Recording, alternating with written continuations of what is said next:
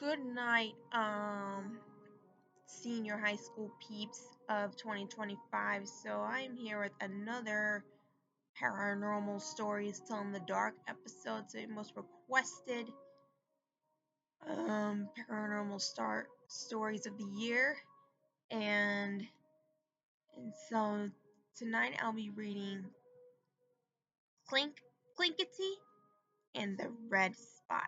So, so have you heard the original American Scary Tales Tell in the Dark? So if you like this book, you can also get it on Amazon or like Urban Outfitters, because Urban Outfitters doesn't make mine anymore, and I hope you enjoy.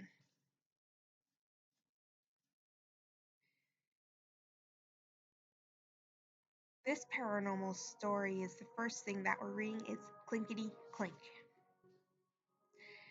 An old lady got sick and died. She had no family and no close friends. So the neighbors got a gravedigger to dig a grave for her. And they had a coffin made, and they placed it in her living room. As was the tradition, they washed her body and dressed her up in her best clothes and put her in the coffin.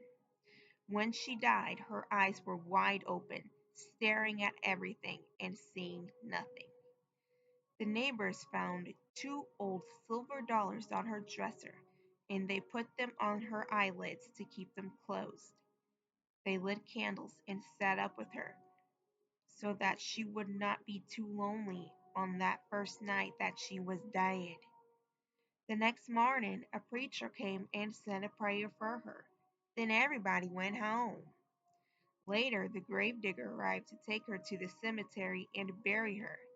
He stared at the silver dollars on her eyes, and he picked them up. How shiny and smooth they were, how thick and heavy. They're beautiful, he thought, just beautiful. He looked at the dead woman, with her eyes wide open. He felt she was staring at him, watching him hold her coins. It gave him a creepy feeling. He put the coins back on those eyes of hers to keep them closed. But before he knew it, his hands reached out again and grabbed the coins and stuck them in his pocket. Then he grabbed a hammer and quickly nailed shut the lid on the coffin. "Now you can't see anything," he said to her. Then he took her out to the cemetery, and he buried her as fast as he could. When the gravedigger got home, he put the two old silver dollars in a tin box and shook it. The coins made a cheerful rattling sound. But the gravedigger wasn't feeling cheerful at all. He couldn't forget those eyes looking at him. When it got dark, a storm came up. The wind started blowing. It blew all around the house. It came in through the cracks and around the windows and down the chimney. Bazoo, bazoo, bazee, bazee. It went bazoo, bazoo, bazee. The fire flared, flickered. The gravedigger threw some fresh wood on the fire, got into bed, and pulled the blankets up to his chin. The wind kept blowing. Bazoo, bazoo, bazee, bazee, it went. The fire flare flickered and cast evil-looking shadows on the walls. The gravedigger lay there thinking about the dead woman's eyes staring at him. The wind blew stronger and louder, and the fire flared and flickered and popped and snapped, and he got more and more scared. Suddenly, he heard another sound. It went. It was the silver dollars rattling in the tin box. "Hey!" the gravedigger shouted. "Who's taking my money?" But all he heard was the wind blowing. "Bazoo, busy, busy." And and the flames flaring and flickering and snapping and popping, and the coins going.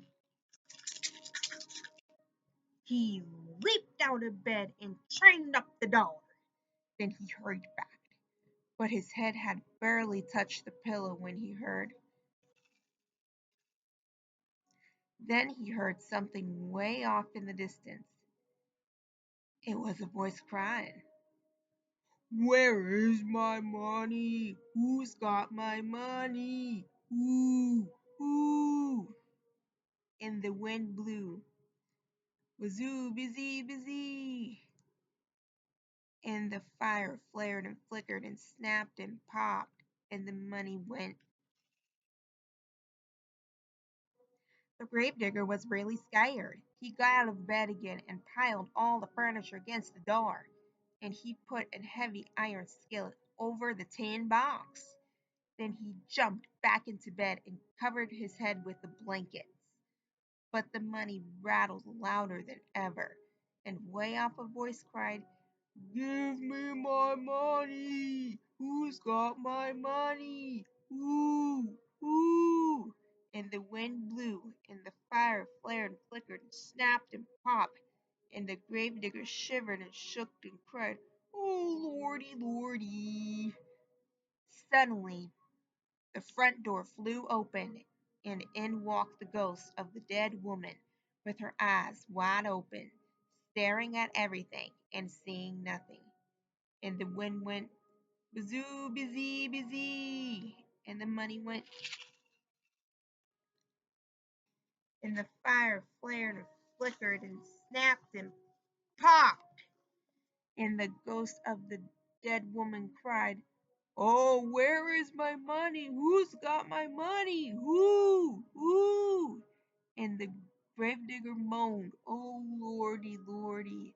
The ghost could hear her money going in the tin box, but her dead eyes couldn't see the box, so she reached out with her arms and tried to find it. And the wind went, "Bazoo, busy, busy."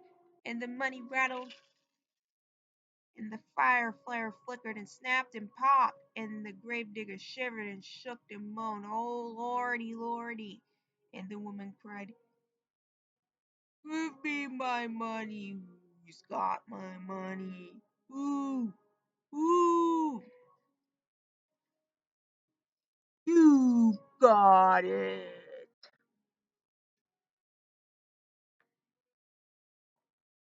That was a wrap for this book. So I've been reading that all the time. So I'm going to be reading that in the dark someday with my friends. So right at this moment. So I really hope you guys enjoy the story. And so the second story that we're reading is The Red Spot.